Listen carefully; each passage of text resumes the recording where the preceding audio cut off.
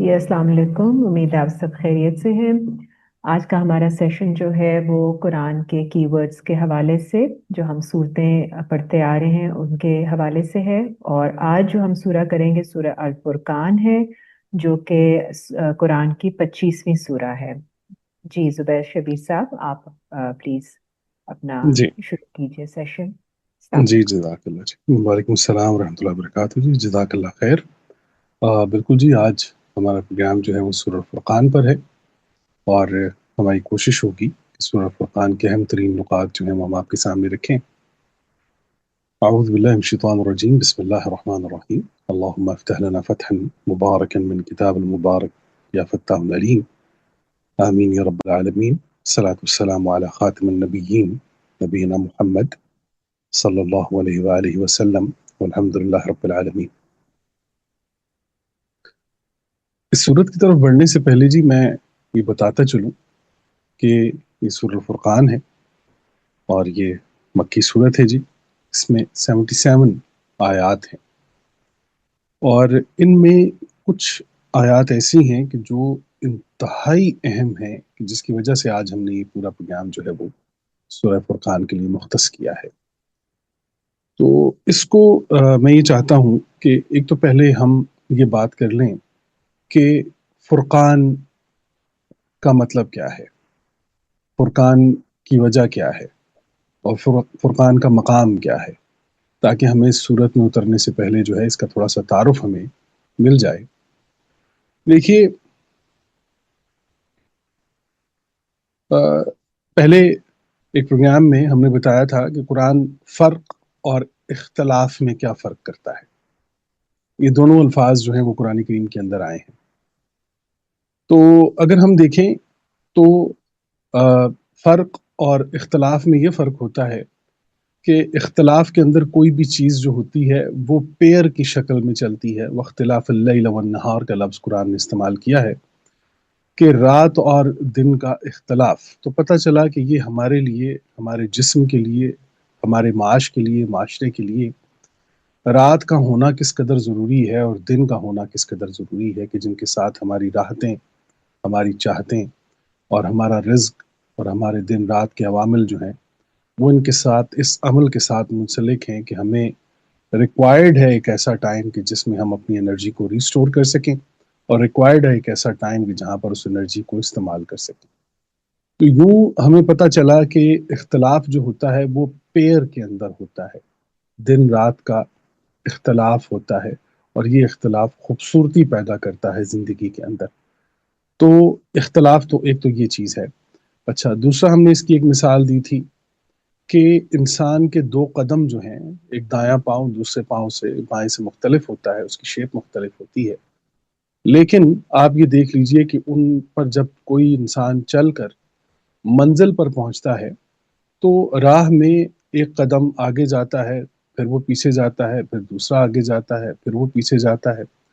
लेकिन उन दोनों कदमों का इत्मीनान ये होता है कि जो साहिब होता है उन कदमों वाला, वो ये जानता है कि हम ये दोनों कदम मंज़िल पर एक साथ पहुँचेंगे। तो उनका इख्तलाफ जो है ये भी उनके अंदर एक तक़वियत पैदा करता है। हर कदम के अंदर ये हौसला होता है कि दूसरे कदम को ये मालूम है कि इसके आगे जाने से मैं इससे भी आगे चला जाऊँगा। अगर ये कदम आगे जाएगा तो फिर जब मैं बढ़ूँगा तो मैं इससे भी आगे चला जाऊँगा।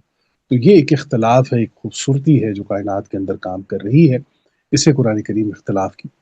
तरफ लेके जाता है। लेकिन आप देखेंगे कि जब वो फ़र्क का लफ्ज़ लेकर आता है तो वो कहता है वअतसिमू बिहब्लिल्लाहि जमीअन वला तफर्रकू। तो वो कहता है कि आप जो हैं फ़र्क जब करने लगते हैं तो फिर ये है कि दिन हुआ और फिर उसके बाद रात नहीं हुई। यानी वो चीज़ सर्कल तोड़कर उस पेड़ से बाहर निकल गई। वो अपने जोड़े को छोड़ गई, जिससे नताइज पैदा हो रहे थे, जिससे फ़वाइद पैदा हो रहे थे। उन चीज़ों को छोड़कर वो चीज़ जब बाहर निकलती है, उस पेड़ से बाहर निकलती है, तो वो फ़र्क कहलाता है। ये फ़र्क जो है जब होगा या जिस चीज़ से होगा, जिस ज़रिए होगा, उसे फ़ुरक़ान कहा जाता है। ये मफ़ऊल होता है। लुग़त के जो लोग हैं वो ये जानते हैं कि मफ़ऊल बिह इसे कहा जाता है। کہ جس کے ذریعے یہ ہوگا. تو فرق وہ ہوتا ہے جو الگ ہونا ہوتا ہے، اور فرقان وہ ہوتا ہے وہ کہ جس کے ذریعے یہ فرق پیدا ہوگا، یا وہ کرنے والا کہ جس کے ذریعے جو ہے یہ فرق آئے گا. اچھا، اب اس کو جب فرقان بتایا گیا ہے تو عمومی طور پر تو یہ کہا جاتا ہے کہ یہ حق و باطل کے درمیان جو ہے وہ فرق کرنے والی ہے. کیا فرق کرنے والی ہے، کیسے فرق کرنے والی ہے، اور کیسے معلوم ہوگا کہ اس نے جن دو چیزوں کے درمیان فرق کیا ہے ان میں صحیح کون ہے اور غلط کون ہے؟ یہ ایک اہم ترین نقطہ ہے جس کو قرآن کریم نے اس صورت میں اپنا موضوع بنایا ہے، کہ ایک چیز ہے، کوئی ایک عادل انسان ہے، کوئی فرقان ہے فرق کرنے والا، فاروق ہے فرق کرنے والا. تو وہ ان کے دونوں کے درمیان جب کسی چیز کے درمیان فیصلہ کرے گا تو ظاہر ہے وہ فیصلہ بتائے گا کہ ان میں یہ وہ بنیادی وجہ تھی کہ جس پر یہ حق پر ہے، اور یہ ہے یہ جو ناحق ہے، یہ حق ہے یہ باطل ہے. تو ان چیزوں کو واضح کرنا بہت ضروری ہے. تو فرقان جو ہوتا ہے یہ صرف الگ نہیں کرتا بلکہ ان کو الگ الگ آئیڈینٹی دیتا ہے. اب یہاں سے آپ کو پتہ چلے گا جو فرقان ہوتا ہے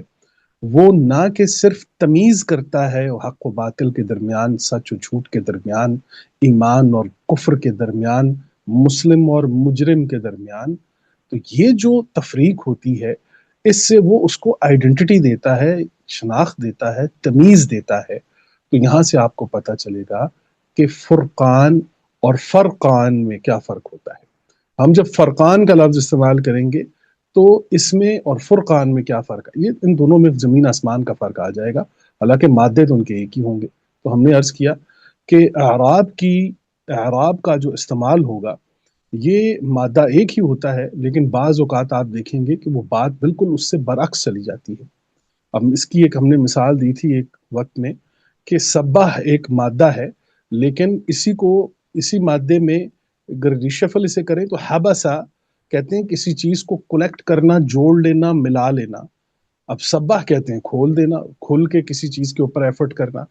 تو اب آپ یہ دیکھیں گے کہ ایک پرندہ جو ہوتا ہے اس کی اڑان جو ہوتی ہے وہ پھیلنے اور سمٹنے کے اندر اس کی پروان پوری جتنی پرواز ہوتی ہے وہ پوری پرواز اس کے پروں کے اندر. تو یہ پورا ایک میکنزم ایک مادے کے اندر آ جاتا ہے کہ جس میں سبح کہتے ہیں کھولنا، اور حبسا اسی کو ہے بے سین کے اندر جب لے کر آئیں گے تو وہی مادہ ریشفل ہو کر اس چیز کو کلیکٹ کرے گا، یعنی کہ پروں کو سمیٹنا اور پھر پروں کو کھولنا. اور یہی وہ اس کی خوبصورتی ہوتی ہے کہ وہ اس چیز کو جو ہے وہ آگے اس میکنزم کے ذریعے وہ اس چیز کو آگے لے کے چلتا ہے. تو یہاں پر بھی ہم آپ کو بتا رہے ہیں کہ فرق تو ہم نے آپ کو بتا دیا کہ وہ چیز جو پیر سے باہر نکل جاتی ہے، اور وہ شے وہ عمل یا وہ چیز کہ جس کے ذریعے، یا وہ انسان کہ جس کے ذریعے یہ کام ہوگا اسے فرقان کہا جائے گا، اسے فاروق کہا جائے گا جو ان چیزوں کو کرے گا. اور وہ فرقان جو ہوتا ہے وہ یہ نہیں کرے گا کہ بس دونوں چیزوں کو الگ کر کے ان دونوں چیزوں پر چھوڑ دے کہ تم فیصلہ کر لو، بس میں نے بول دیا. نہیں، بلکہ وہ ان کو شناخت دیتا ہے، تمیز دیتا ہے. اور یہی خوبصورتی ہم دیکھیں گے آج کی اس صورت کے اندر کہ جس میں جتنی بھی چیزیں بتائی گئی ہیں یہ تمام تر چیزیں ان کا کتنا ہماری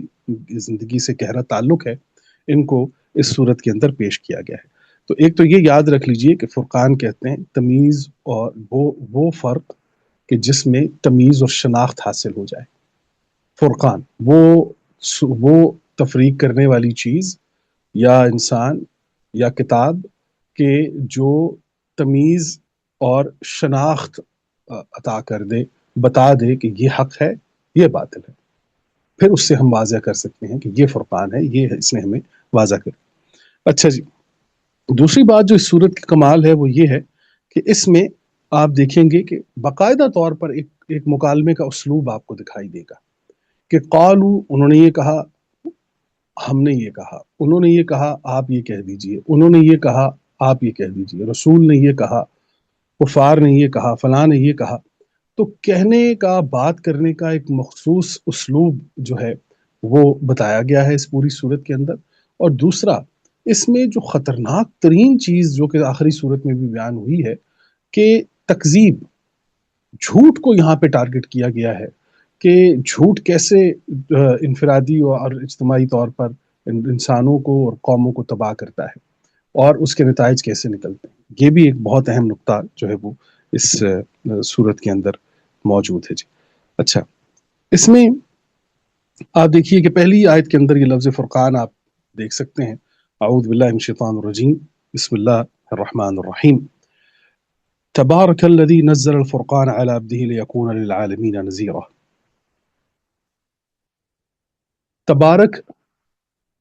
برکہ کے مادے پر یہ لفظ آیا ہے جی۔ سب سے بڑی اس کی خوبصورتی یہ ہوتی ہے کہ یہ قائم حی القیوم ہوتا ہے، حی ہوتا ہے یہ لفظ، اور اس کے اندر آگے بڑھنا ہوتا ہے، جسے ہم کہتے ہیں عام طور پر کہ آپ کو سالگرہ مبارک ہو، کسی کو ہیپی برتھ ڈے جب بولتے ہیں تو ہم اس کو مبارک اس لیے کہتے ہیں کہ وہ زندہ ہے اور آگے بڑھ رہا ہے۔ تو مبارک کا لفظ ہم کسی بھی ایسی چیز کے لیے استعمال کرتے ہیں کہ جو موجود ہے اور آگے بڑھ رہی ہے۔ تو یہ رب ہے کہ جو مسلسل جس کی صفات جو ہیں وہ کائنات کے اندر پھیل رہی ہیں، اور یہ تمام تر صفات تبارک کے قانون کے مطابق ہیں۔ تو آپ یہ دیکھیے کہ تبارک الذی نزل الفرقان، کہ وہ پھیلاؤ والا، وہ بڑھنے والا، وہ مبارک، وہ رب کہ جس نے نزل کیا ہے، اتارا ہے اس فرقان کو، اس کتاب کریم کو، کہ جس کے ہمیں بتایا کہ یہ قرآن کرتا ہے، پھر کیسے یہ قرآن کریم جو ہے یہ فرقان کی شکل اختیار کرتا ہے۔ اعلی عبدہ، اب اہم ترین چیز جو ہم پہلے بھی بتا چکے ہیں کہ عبد میں اور عبید میں کیا فرق ہوتا ہے۔ قرآن کریم نے نبی کریم صلی اللہ علیہ وآلہ وسلم کو بھی جب پکارا ہے تو وہ عبد کہہ کے پکارا ہے، عبید کہہ کر نہیں پکارا۔ قرآن میں عبید کا لفظ 5 مرتبہ آیا ہے، اور یہ لفظ جہاں پر آئے گا وہاں پر اختیار اور ارادہ نہیں ہوگا۔ عبد وہ ہوتا ہے جو مخیر ہوتا ہے، جو آزاد ہوتا ہے، جسے کفر اور شکر دونوں اجازتیں اس کے پاس ہوتی ہیں۔ عبید کے پاس کسی بھی قسم کا کوئی اختیار باقی نہیں رہتا۔ اسی لیے اللہ نے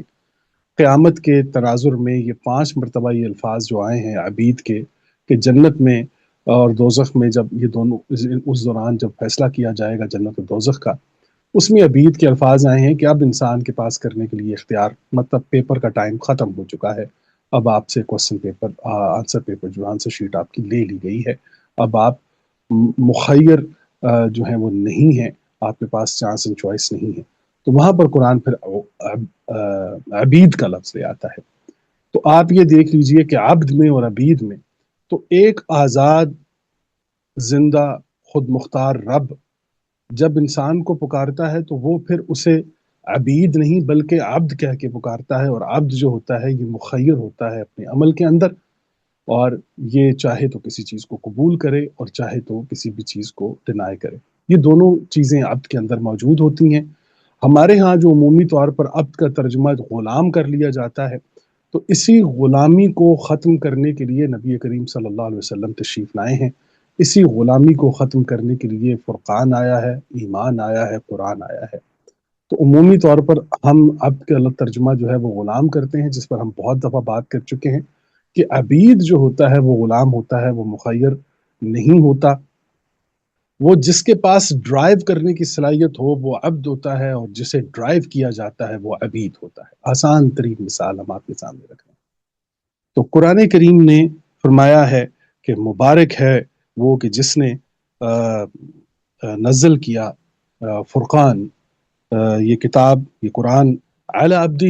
اپنے آزاد خود مختار بندے پر، لیکون للعالمین نذیرا، تاکہ وہ عالمین کو وارن کرنے والا ہو۔ انذار عربی زبان میں وارننگ کرنا، انذار کرنا عربی زبان میں اس کو کہا جاتا ہے جی۔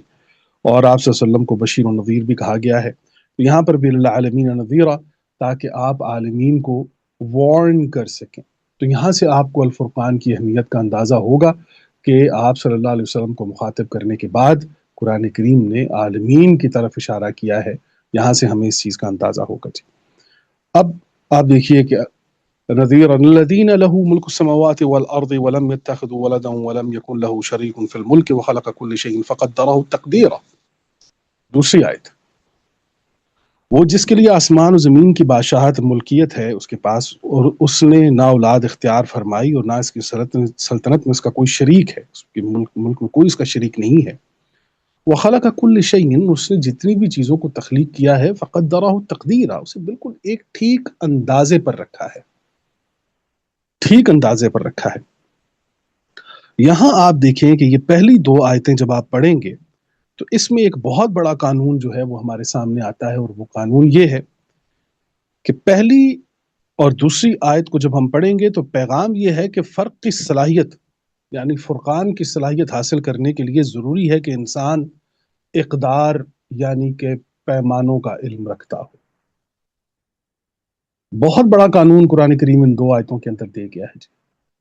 کہ جن افراد کا یا جن قوموں کی نگاہ پیمانوں پر ہوگی، اقدار پر ہوگی، مقدار پر ہوگی، فارمولاز پر ہوگی، وہی تو ہیں کہ جن کو تمیز کرنے کی صلاحیت قرآن عطا کر دیتا ہے، جنہیں شناخت کرنے کی صلاحیت قرآن کریم عطا کر دیتا ہے۔ پہلی دو آیتوں کے اندر یہ فقط ترہ تقدیرہ اور فرقان، تو یہاں سے یہ دو الفاظ آپ دیکھ لیجئے کہ پہلا لفظ تبارک الذی نزل الفرقان، اور فرقان یہ کہتا ہے کہ فرق، یہ جو مبارک ہے وہ رب کہ جس نے نازل کیا ہے یہ فرقان، اور پھر آگے اس نے بات بتا دی ہے راز، الذی لہ ملک السماوات والارض ولم یتخذ ولدا ولم یکن لہ شریک فی الملک وخلق کل شیء فقدرہ تقدیرا، کہ اس نے ہر چیز کے پیمانے مقرر کر دیے ہیں، ہر چیز کے نتائج مقرر کر دیے ہیں، ہر چیز کے ریزلٹس مقرر ہیں۔ تو جو انسان چاہتا ہے کہ وہ تفریق کرنا جانے، وہ حق و باطل کے درمیان تمیز کرنا سیکھے، اسے حق و باطل کے درمیان شناخت کا پتہ چلے، تو اسے چاہیے کہ وہ پیمانوں کے علم پر، وہ مقدار کے علم پر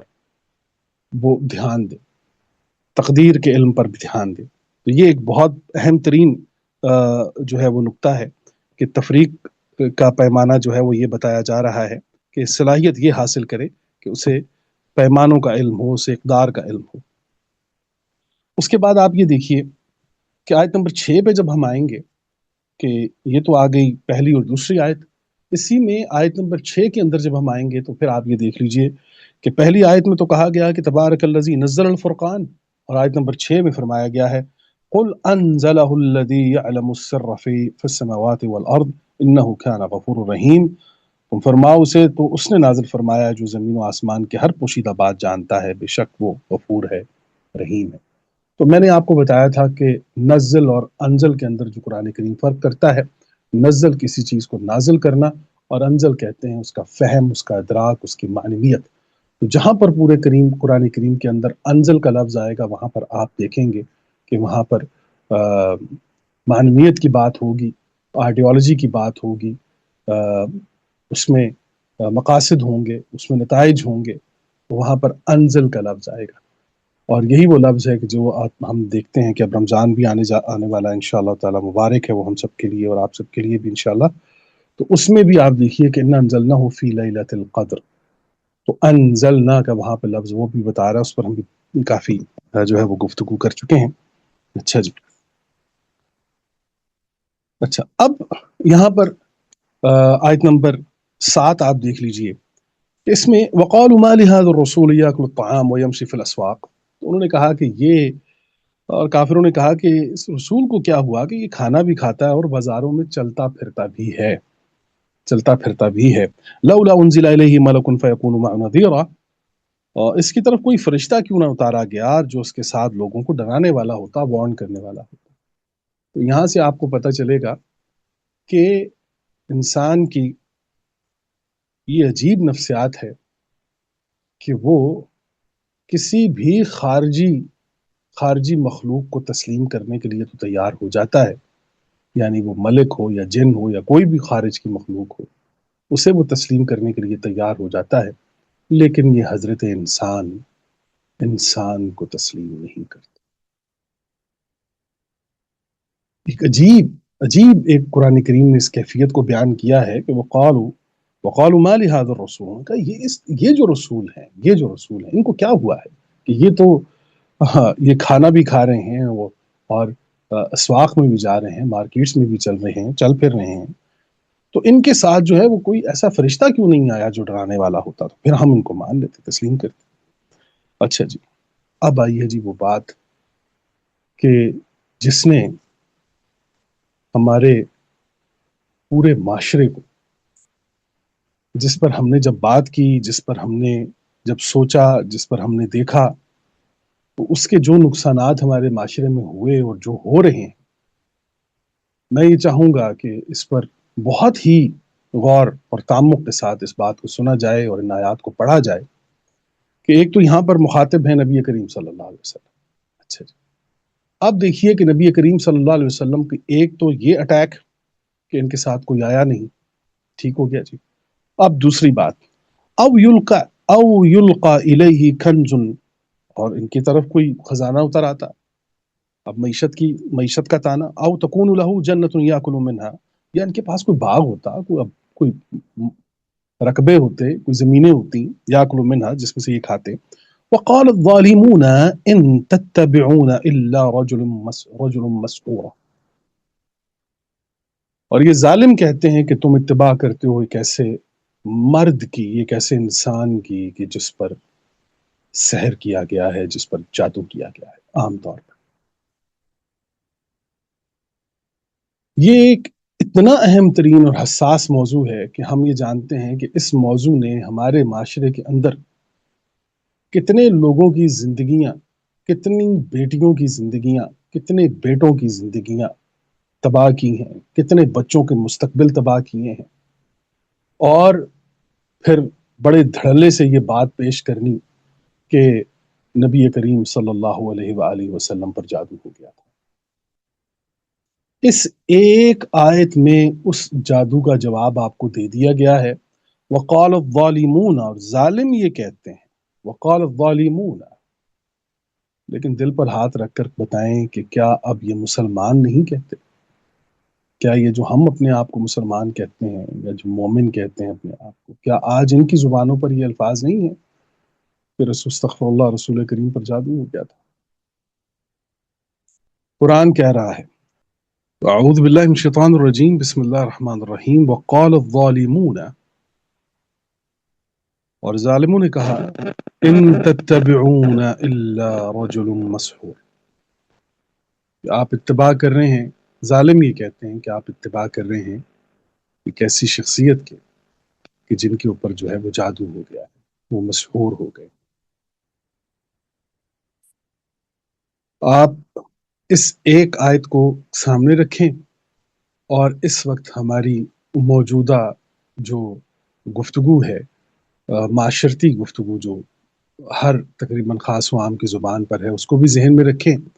کہ قرآن کا اعلان تو یہ ہے کہ ظالم یہ کہتے ہیں کہ آپ لوگ اتباع کرتے ہیں ایک ایسے انسان کی کہ جن پر جادو کیا گیا ہے،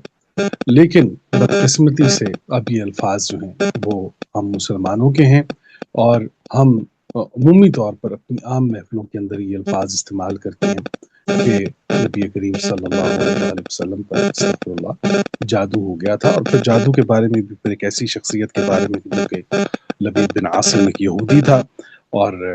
پھر وہ اتنا پاورفل دکھایا گیا ہے، بتایا گیا ہے کہ وہ یہ کام کر رہا ہے، لیکن اصل میں اس کے پیچھے جو بات تھی، جو احادیث، ہمارا مسئلہ تو یہ بھی رہا بہت بدقسمتی کے ساتھ کہ ہم نے قرآن کریم کا تو مطالعہ کیا ہی نہیں۔ تو میں عرض کر رہا تھا کہ عمومی طور پر ہمارے ہاں ہوتا یہ ہے کہ قرآن کریم پر تو ہمارا مطالعہ اور کتنا ہی ہمارا تعلق ہے یہ تو ہم بڑے اچھے طریقے سے جانتے ہیں کہ ہمارے گھروں میں یا ہماری اپنی کیسی روٹین ہے قرآن کریم کے ساتھ، لیکن آپ یہ دیکھیے کہ بدقسمتی سے ہم نے احادیث کو بھی، روایات کو بھی جب پڑھا تو ہمیں تو عربی زبان کے ساتھ تو پھر آپ دیکھتے ہی ہیں کہ ہمارا کوئی اتنا شغف ہے نہیں، تو اگر ہم کسی حدیث کا بہترین لسان عربیہ کے مطابق اس کا اگر ترجمہ کرتے تو آپ یقین کیجئے وہ بہت ساری کنفیوژن جو ہیں وہ وہاں پر بھی ختم ہو جاتی، لیکن پھر ہمارے یہاں مسئلہ یہ تھا کہ ہم نے احادیث کو ہمیشہ اردو میں پڑھا ہے، ہم نے احادیث کو عربی میں نہیں پڑھا۔ جب ہم احادیث کو پڑھیں گے تو آپ یقین کیجئے وہ بہت ساری کنفیوژن کہ جس میں ہم نے بہت سے ایسے موضوعات جس میں ہم کنفیوز رہے یا رہتے ہیں، تو ان میں وہ کنفیوژنز بھی ختم ہو جاتی ہیں کہ جب انسان کسی بھی روایت کو یا کسی حدیث کو عربی زبان کے اندر اس کے صحیح مقام پر رکھ کر جب اس کو پڑھتا ہے،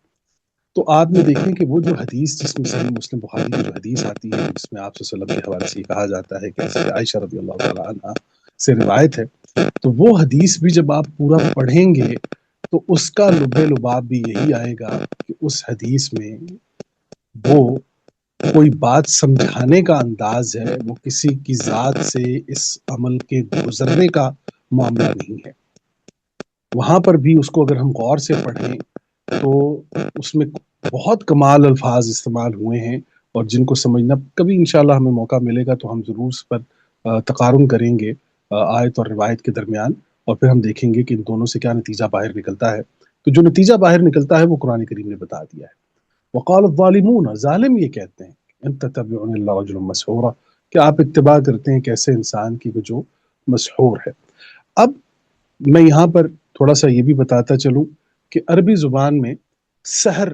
کسے کہتے ہیں۔ آپ یہ دیکھیے کہ مسحور کن حالت جو عربی زبان کے اندر بیان ہوتی ہے لسان القرآن کے اندر، کہ مسحور کوئی بھی انسان مسحور کس وقت ہوتا ہے؟ مسحور انسان اس وقت ہوتا ہے جب وہ اپنی سینسز میں سے کسی ایک سینس پر اعتماد کرتا ہے اور باقی سینسز کو ایبسنٹ کر دیتا ہے۔ یعنی کہ وہ کسی کو سنتا ہے تو پھر وہ اسے دیکھتا، چھوتا یا اس کے ساتھ کوئی اور معاملہ کسی اور سینس کی طرف نہیں جاتا، بلکہ وہ جسٹ سن رہا ہے۔ تو آپ دیکھیں گے کہ بعض اوقات ایڈکٹ ہوتے ہیں لوگ کچھ کہ کسی انسان کے، کہ وہ جب ان کے ساتھ کال پر بات کر رہے ہوتے ہیں تو وہ تو کیا سے کیا بات جو ہے وہ کہاں سے کہاں چلی جاتی ہے۔ عمومی طور پر ہماری نوجوان نسل میں یہ بڑی بیماری پائی گئی ہے، لیکن آپ دیکھیں کہ حقیقی زندگی میں جب وہ دونوں شخصیات سامنے آتی ہیں تو پتہ چلتا ہے کہ جو میں نے جو تصور ان کے بارے میں بنا لیا تھا یا جو میں ان کے بارے میں سوچ رہا تھا یا سوچ رہی تھی، انسان تو ویسا نہیں نکلا۔ تو پتہ چلا کہ جہاں پر ایک سینس سے کام لیا جائے اور باقی سینسز ایبسنٹ ہو جائیں، یہ مسحور حالت ہوتی، اسے کہتے ہیں مسحور ہو جانا۔ تو آپ یہ دیکھیں کہ اس کا ایک عملی مظاہرہ آپ دیکھیں گے حضرت موسیٰ علیہ السلام کی دفعہ، کہ جب انہوں نے کہا کہ وہ جی آپ اپنی لاٹھیاں پھینکیں، تو انہوں نے وہ قرآن کریم میں بتایا کہ سحروا اعین الناس، کہ انہوں نے لوگوں کی آنکھوں پر سحر کر دیا۔ تو آنکھوں پر سحر، اعین کا لفظ استعمال کر کے قرآن کریم نے بتا دیا کہ انہوں نے وہاں پر موجود کوئی بھی بندہ جو تھا وہ صرف اپنی ایک سینس سے کام لے رہا تھا، اور وہ تھی ان کی آنکھیں۔ باقی انہوں نے کسی بھی سینس یا اس حس سے کام نہیں لیا۔ ان میں سے کوئی بھی انسان جا کر اگر ان رسیوں کو اٹھاتا تو اسے معلوم ہو جاتا کہ یہ تو رسیاں ہیں، محض رسیاں ہیں۔ تو لیکن چونکہ وہ قرآن کریم نے اس کو پورا بیان کیا ہے کہ جب انسان کے اوپر کوئی ایسا وقت آتا ہے کہ جب انسان اپنی سینسز میں سے کسی ایک سینس کو استعمال کرتا ہے اور باقی سینسز سے وہ ایبسنٹ ہو جاتا ہے تو وہ مسحور ہو جاتا ہے۔ تو وہاں پر بھی وہ جو جادوگر تھے، وہ جو شعبدے باز تھے، ان لوگوں نے یہی کیا تھا جو آج بھی آپ دیکھ لیجئے کہ آنکھوں کا دھوکہ آج کل تو بہت ایڈوانس ہو گیا ہے، خیر آنکھوں کا دھوکہ، تو ان میں بھی آپ دیکھ لیجئے کہ آج بھی ہم اس حالت سے جب گزر رہے ہیں تو ہمارے ہاں کسی ایک سینس سے ہم کام لیتے ہیں اور باقی سینسز ہماری ایبسنٹ ہو جاتی ہیں۔ تو باب یہ دیکھیے کہ رجل مسحور کا لفظ آپ کے سامنے آ گیا ہے۔ استغفر اللہ، رسول کریم صلی اللہ علیہ وسلم کے بارے میں یہ تصور رکھنا کہ انہیں جو ہے وہ خاص طور پر چیزوں کا یاد نہ رہنا اور اس طرح کی یہ تمام تر چیزیں جو ہیں وہ اور پھر اس کی دلیل بھی دی جاتی ہے، عمومی طور پر دلیل یہ دی جاتی ہے کہ وہ حضرت موسیٰ علیہ السلام نے بھی تو اپنے غلام سے کہا تھا کہ وہ مچھلی لے آؤ، اور انہوں نے کہا کہ نہیں جی مجھے تو شیطان نے بلا دیا تھا۔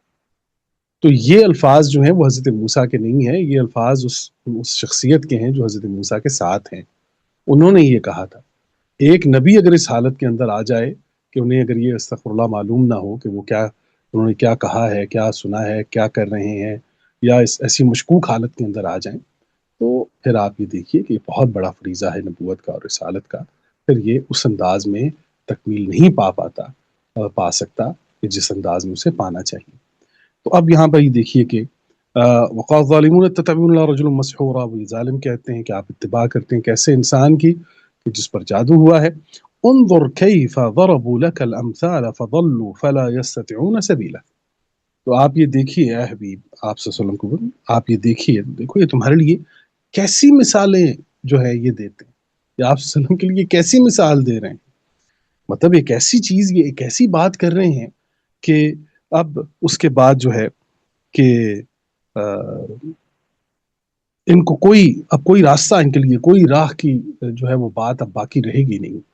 اب فضلوا، اب یہ بھٹک گئے ہیں، فلا یستطیعون سبیلا، تو اب کوئی استطاعت نہیں رکھتے کسی راہ نکالنے کی، یا کے لیے اب کوئی راہ نہیں نکلے، کوئی استطاعت باقی نہیں ہے ان کے اندر۔ تو یہ آپ دیکھ لیجئے یہاں پر بھی، اور سورہ بنی اسرائیل آیت نمبر 47، آئی تھنک 47 کے اندر بھی یہی الفاظ تقریباً آپ دیکھیں گے، تھوڑا سا فرق، تھوڑے سے فرق کے ساتھ، تو وہاں پر بھی یہ الفاظ آئے ہیں۔ تو نبی کریم صلی اللہ علیہ وسلم کو آپ دیکھ لیجئے کہ ایک تو پہلے کوشش کی گئی ہے کہ ان کی ذات کو موضوع بنایا جائے، پھر ان کی صفات کو موضوع بنایا جائے۔ تو قرآن کریم نے ہر مقام پر آ کر لوگوں کو یہ بتایا ہے کہ یہ اللہ کے رسول ہیں، یہ اپنی طرف سے کوئی بات نہیں کر رہے، جو چیز ہم ان پر نازل کرتے ہیں یا آپ کو بتاتے ہیں، جو اس وقت قرآن آپ کے پاس موجود ہے،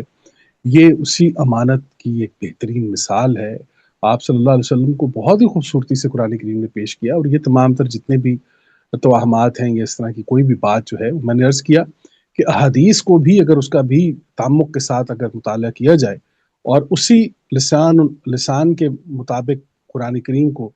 قرآن کی آیت کو اور روایت کو پڑھا جائے، تو کہیں بھی میں سمجھتا ہوں کہ وہ اختلافات کا معاملہ جو ہے وہ آپ دیکھیں گے کہ اس میں بہت زیادہ جو ہے وہ کمی آ جائے گی، وہ جو تمام تر کنفیوژنس ہیں وہ انشاءاللہ تعالی ان کا بھی حل نکل آئے گا۔ تو یہ آپ دیکھ لیجئے جی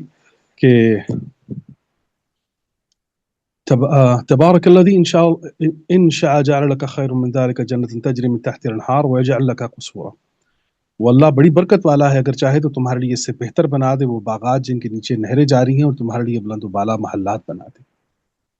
لیکن میں نے آپ کو بتایا تھا کہ نبی کریم صلی اللہ علیہ وسلم کی پوری نبوت اور رسالت کو آپ دیکھ لیجئے، وہ تسلیم و تقسیم کی بنیاد پر ہوتی ہے، وہ سرمایہ داری کی بنیاد پر نہیں ہوتی، وہ ذخیرہ اندازی کی بنیاد پر نہیں ہوتی، وہ یہاں پر ہی دنیائی زندگی کے اوپر توکل کرنے کی بات نہیں ہوتی، صرف محض یہاں تک نہیں، بلکہ وہ حسنت فی الدنیا والآخرہ کے قانون پر ہوتی ہے کہ دنیا میں بھی ایک بہترین انداز میں وہ زندگی گزارتے ہیں، اور آخرت میں بھی بہترین انداز کی زندگی کے اہل ہو جاتے ہیں۔ اچھا جی، اب ہم آگے بڑھتے ہیں جی۔ آیت نمبر 30 اگر آپ لے لیں جی، آیت نمبر 30، یہ بھی ایک بہت اہم ترین آیت ہے جی، اور اہم ترین موضوع ہے۔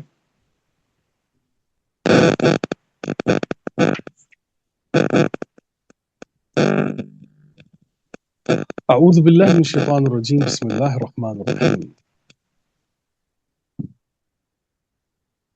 بڑے ہی خطرناک الفاظ، یہ وہ گلہ ہے، یہ وہ شکوہ ہے کہ جس کے سامنے کوئی بھی مسلمان، کوئی بھی مومن کھڑا ہونے سے کانپتا ہے۔ جو بھی تھوڑی بہت سینس رکھتا ہے قرآن کریم کے حوالے سے، یا قرآن کریم کو جانتا ہے یا سمجھتا ہے ترجمہ تھوڑا بہت بھی، یہ آیت بہت خطرناک آیت ہے۔ اعوذ باللہ من الشیطان الرجیم، بسم اللہ الرحمن الرحیم۔ وقال الرسول یا ربی ان قوم اتخذوا هذا القرآن مہجورا۔ اور رسول نے عرض کی، یا ربی، اے میرے رب، ان قوم اتخذوا هذا القرآن مہجورا، یہ میری قوم ہے کہ جس نے قرآن کو مہجور کر دیا، میری قوم ہے کہ جس نے قرآن کو مہجور کر دیا۔ جب رسول یہ کہیں گے کہ یہ وہ میری قوم ہے کہ جس نے مہجور کر دیا ہے، تو میں آپ کو بتا چکا ہوں کہ پہلے بھی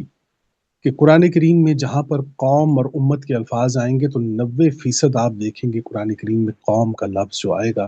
وہ جرم کے ساتھ آئے گا، تباہی کے ساتھ آئے گا، بربادی کے ساتھ آئے گا۔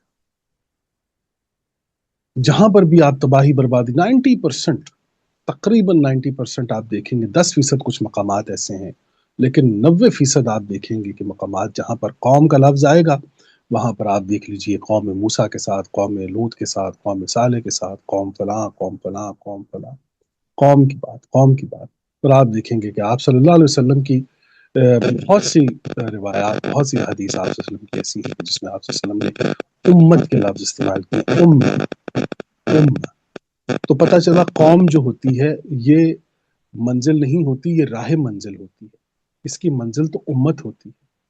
قوم تو وہ راستہ ہوتا ہے کہ جس کی منزل جو ہوتی ہے وہ امت ہوتی ہے۔ تو آپ صلی اللہ علیہ وسلم نے بتا دیا ہے، اس ایک آیت کے اندر بھی قرآن کریم نے بھی یہ بتا دیا کہ اگر کوئی مسلمان محض قومیت کی حد تک اپنے آپ کو محدود کر لے گا تو وہ کبھی بھی قرآن کریم کے اس عالمی پیغام اور نظام کو سمجھ نہیں پائے گا۔ جو انسان اپنے آپ کو قومیت، اب وہ قومیت پھر آپ دیکھ لیجئے کہ چاہے وہ عربوں کی ہاں کی ہو یا عجم کے ہاں کی ہو، آپ دیکھ لیجئے اب یہی وہ ایک بنیاد ہے کہ جس پر ہم بات کرتے ہیں تو پھر بات لسانیات کی طرف چلی جاتی ہے، لسانی فسادات کی طرف جاتی ہے، سیاسی فسادات کی طرف جاتی ہے، مذہبی فسادات کی طرف جاتی ہے، اور اس کی بنیاد کیا ملتی ہے کہ قومیت، قوم۔ اور پھر ہمارے ہاں میں نے بتایا تھا کہ بہت سے سوالوں میں ایک بہت عجیب سوال یہ تھا، عمومی طور پر جس پر ہم نے بات کی تھی کہ عمومی طور پر جو ہمارے ہاں یہ کہا جاتا ہے کہ مسلمان ایک قوم ہے،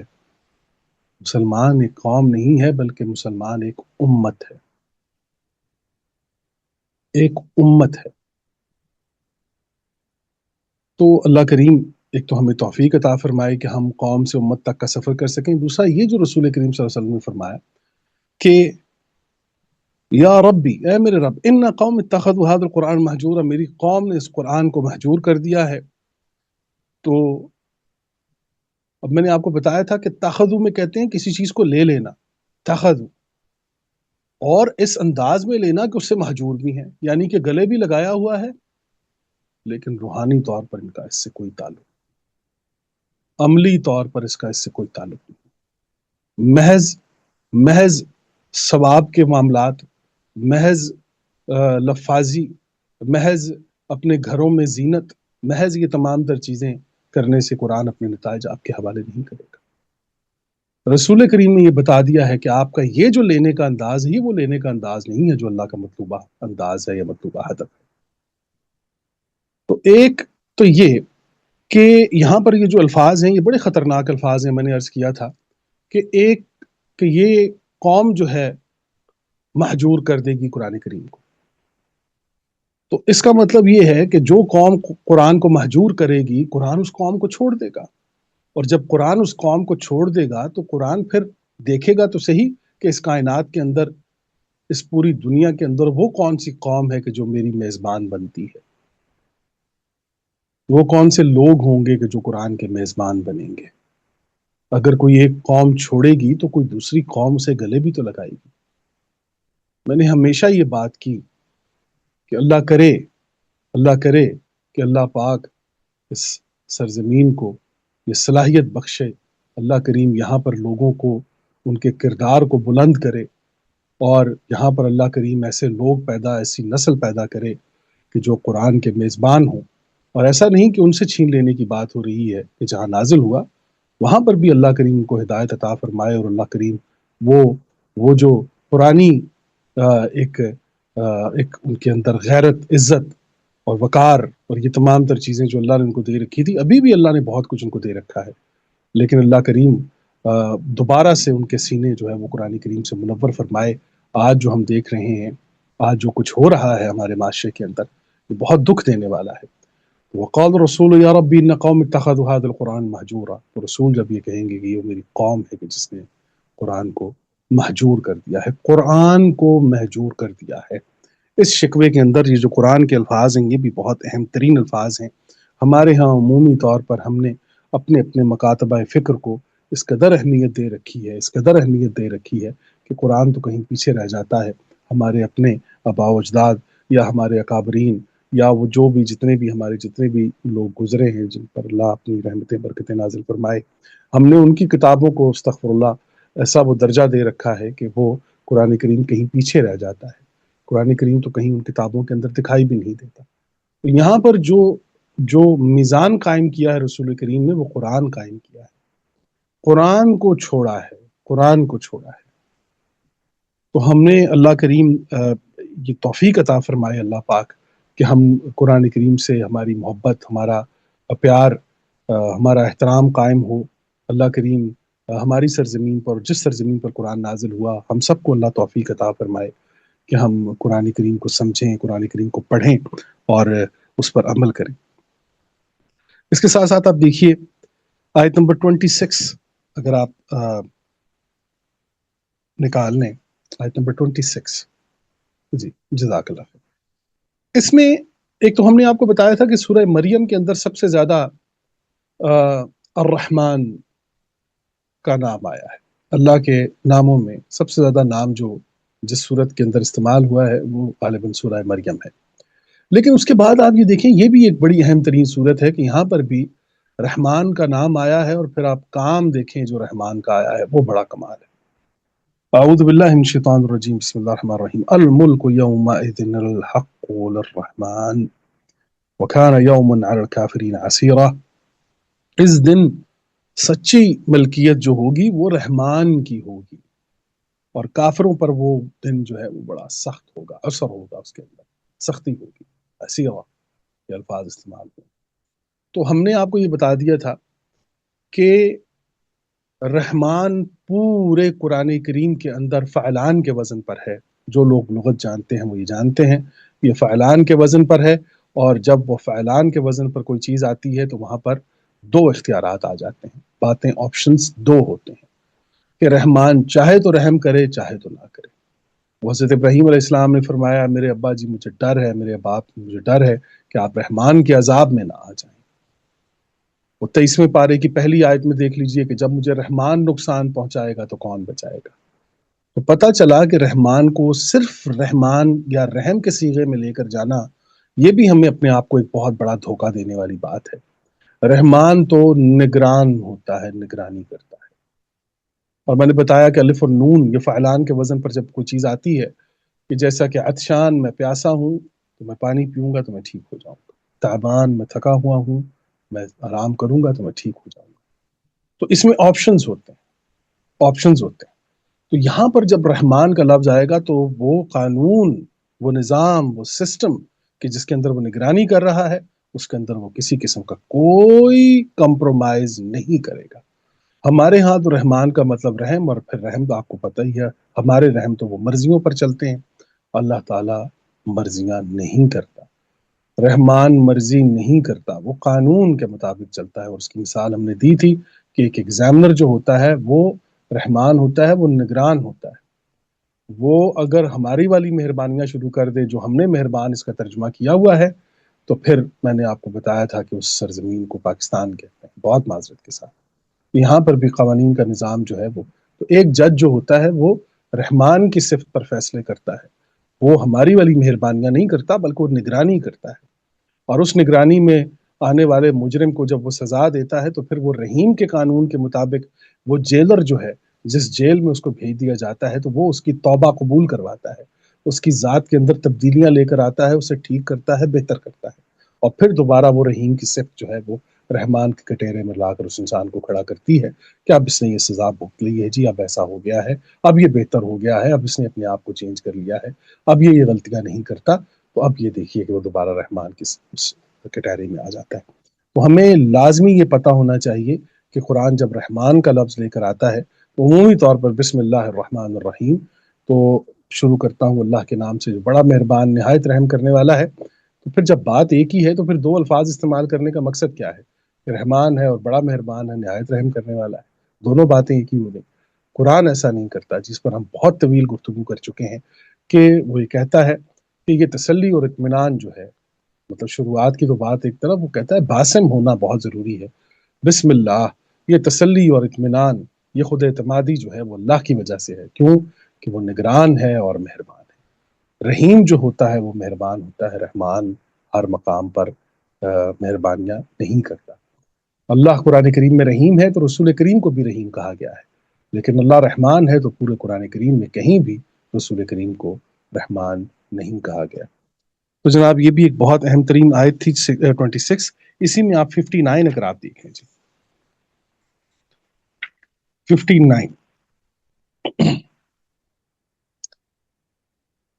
جی، اعوذ باللہ من الشیطان الرجیم، بسم اللہ الرحمن الرحیم۔ وہاں پر ایک دفعہ رحمان کا ذکر، اب آپ آگے دیکھیے، الذی خلق السماوات والارض وما بینہما فی ستۃ ایام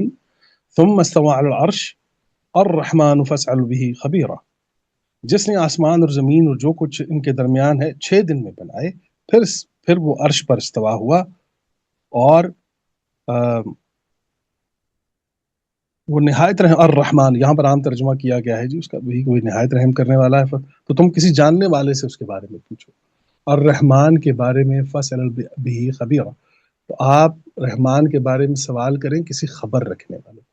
تو قرآن کریم سے بڑا خبر دینے والا کون ہو سکتا ہے کہ آپ ذرا رحمان کے نام کو سرچ کریں، آج کل تو بہت سی ایپس موجود ہیں، آپ رحمان کے نام کو سرچ کریں تو آپ کو پتہ چلے گا کہ کتنے مقامات ایسے ہیں کہ جہاں پر اس نے کسی قسم کا کوئی رحم نہیں کیا، وہ نہیں کرے گا، وہ نہیں کرے گا، کیوں کہ وہ قانون، اگر وہ رحم کرے گا تو قانون کے مطابق کرے گا، اپنے بنائے ہوئے نظام کے تحت کرے گا۔ وَإِذَا قِيلَ لَهُمُ اسْجُدُوا لِلرَّحْمَنِ قَالُوا مَا الرَّحْمَنُ أَنَسْجُدُ لِمَا تَأْمُرُونَ وَزَادَهُمْ نُفُورًا، جب ان سے کہا جائے گا، یہ آیت نمبر 60 ہے جی، اور جب ان سے کہا جائے گا کہ رحمان کو سجدہ کرو، اور تو وہ کہتے ہیں کہ رحمان کیا ہے، رحمان کیا ہے، أَنَسْجُدُ لِمَا تَأْمُرُونَ وَزَادَهُمْ نُفُورًا، کہ ہم اسے سجدہ کر لیں جس کا تم کہہ دو، اور اس کے حکم نے ان کی نفرت کو بڑھا دیا ہے۔ تو یہاں پر آپ یہ دیکھ لیجئے کہ سب سے زیادہ جس صفت کا انکار کیا جا رہا ہے قرآن کریم کے اندر وہ صفت الرحمن ہے، صفت الرحمن ہے۔ تو جن قوموں کے پاس صفت الرحمن کی تعریف موجود ہوتی ہے جی، ان قوموں کو کوئی ترقی کرنے سے نہیں روک سکتا۔ حضرت علی رضی اللہ تعالیٰ عنہ کے حوالے سے آپ دیکھ لیجیے، ان کی ایک روایت آتی ہے، اس میں فرماتے ہیں کہ کفر کا قانون تو چل سکتا ہے، ظلم کا قانون نہیں چل سکتا۔ تو آپ یہ دیکھیے، عدل کے بغیر تو آپ کچھ نہیں کر سکتے، کچھ بھی نہیں کر سکتے۔ یہ ایک بڑی اہم ترین آیت تھی جی، آیت نمبر 60، اور پھر آپ یہ دیکھ لیجئے کہ 63 میں بھی آپ دیکھ لیں، آیت نمبر 63 کے اندر اعوذ باللہ من الشیطان الرجیم بسم اللہ الرحمن الرحیم وعباد الرحمن الذین یمشون علی الارض حونا واذا خاطبهم الجاہلون قالوا سلاما، اور رحمان کے بندے، عباد الرحمن، عباد، میں نے بتایا تھا کہ عبد میں اور عبید میں کیا فرق ہوتا ہے، عباد آپ دیکھ لیجیے آزاد خود مختار بندے، رحمان کے آزاد خود مختار بندے، وعباد الرحمن الذین یمشون علی الارض، اور رحمان کے وہ بندے جو زمین پر آہستہ چلتے ہیں، اور جب جاہل ان سے بات کرتے ہیں، مطلب مخاطب ہوتے ہیں، کہتے ہیں سلام، کہتے ہیں کہ بس سلام، سلامتی میں رہو، تم بس سلامتی میں رہو۔ والذین یبیتون لربہم سجدا وقیاما، اور وہ جو اپنے رب کے لیے سجدے اور قیام کی حالت میں رات گزارتے ہیں۔ والذین یقولون ربنا اصرف عنا عذاب جہنم ان عذاب کان غراما ان ساعت مستقر ومقاما، اور وہ جو اپنے رب کے لیے سجدے اور قیام کی حالت میں رات گزارتے ہیں، اور وہ جو عرض کرتے ہیں ہمارے رب ہم سے جہنم کا عذاب پھیر دے، اور بے شک اس کا عذاب گلے کا پھندا ہے، بے شک وہ بہت ہی بری ٹھہرنے کی، قیام کرنے کی جگہ ہے جی۔ اچھا جی، اب آیت نمبر 70 لے لیجئے جی، آیت نمبر 70،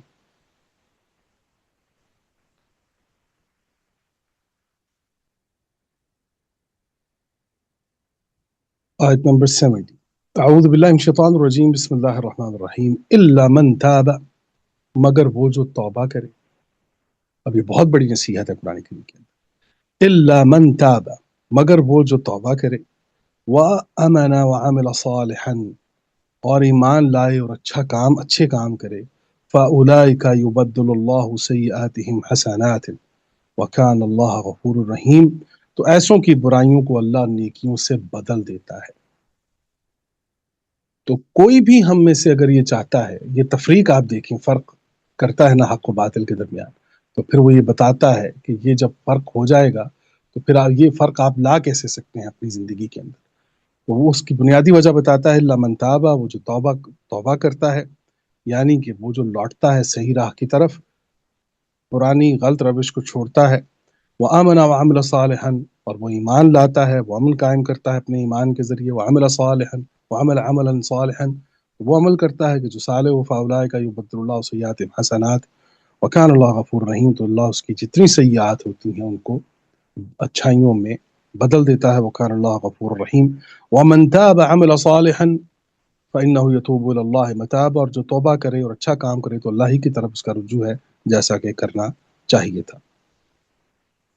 اچھا جی، یہ 71 73 ہو گئی ہے جی. آخری بات جو ہم آپ کو بتانا چاہتے ہیں وہ یہی ہے جی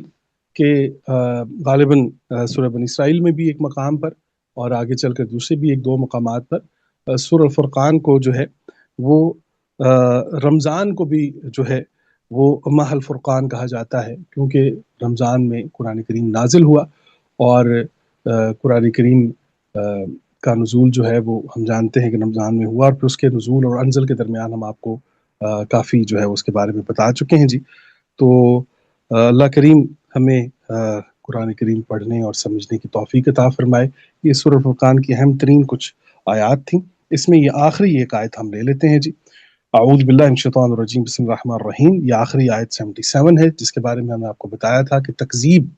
کے حوالے سے اس آیت کے اندر بڑی پوری آیت جو ہے وہ اسی کے ارد گرد گھومتی ہے کہ جھوٹے جو لوگ ہیں ان کے بارے میں. قل ما يعبأ بكم ربی لولا دعاؤکم. تم فرماؤ تم میرا رب تمہاری کوئی قدر نہیں فرمائے گا اگر تم اس کی عبادت نہ کرو. فقط کذبتم فسوف یکون لزاما. اور عبادت نہ کرو تو تم نے تو جھٹلایا تو اب عذاب تم پر ہمیشہ ہمیشہ رہے گا. تو وہ قومیں، وہ افراد کہ جو اپنی روش تبدیل نہیں کرتے، جن کے ہاں طرز زندگی جھوٹ پر مبنی ہے، وہ کبھی بھی عذاب سے نہیں نکلیں گے، کبھی بھی عذاب ان کی جان نہیں چھوڑے گا. تو اللہ کریم ہمیں قرآن کریم پڑھنے کی، سمجھنے کی توفیق عطا فرمائے، ہماری اس کاوش کو قبول فرمائے، اور اللہ کریم ہمیں بہتر سے بہتر انداز میں قرآن کریم کو پڑھنے اور سمجھنے کی توفیق عطا فرمائے. آمین یا رب العالمین. جزاک اللہ جی. آمین. جی بہت شکریہ زبیر صاحب. سورہ فرقان آپ نے ماشاءاللہ بہت اچھی طرح سے اس کا جو اس کی جو تھیم ہے اور اس کا جو مقام ہے اور اس میں جو ہمارے لیے جو نصیحت اور ہمیں جو سبق ملتا ہے اور کس طرح سے ہم نے اپنے آپ کو دیکھنا ہے اس صورت کے حوالے سے، وہ ساری چیزیں آپ نے آج شیئر کی ہیں. جی ٹھیک ہے جی، بہت شکریہ آپ سب کا جوائن کرنے کا. اور آج کا پھر سیشن انشاءاللہ یوٹیوب پہ آ جائے گا تو اس کو دوبارہ دیکھ لیجیے گا، کیونکہ کافی ڈسٹربنس تھی تو اس لیے چیزیں شاید کچھ رہ گئی ہوں لوگوں سے. لیکن انشاءاللہ باقی بعد میں جب سیشن دوبارہ سے بحال ہوا ہے تو آواز ٹھیک آ رہی تھی، تو ساری جو بات چیت ہوئی ہے وہ انشاءاللہ ریکارڈڈ ہوگی تو آپ تک پہنچ جائے گی. سب کا بہت شکریہ جوائن کرنے کا. زبیر صاحب آپ کا بھی بہت شکریہ جزاک اللہ آج کے لیسن جزاک کے لیے. جی جزاک جی اللہ. اللہ السلام حافظ جی. علیکم. اللہ السلام حافظ. علیکم.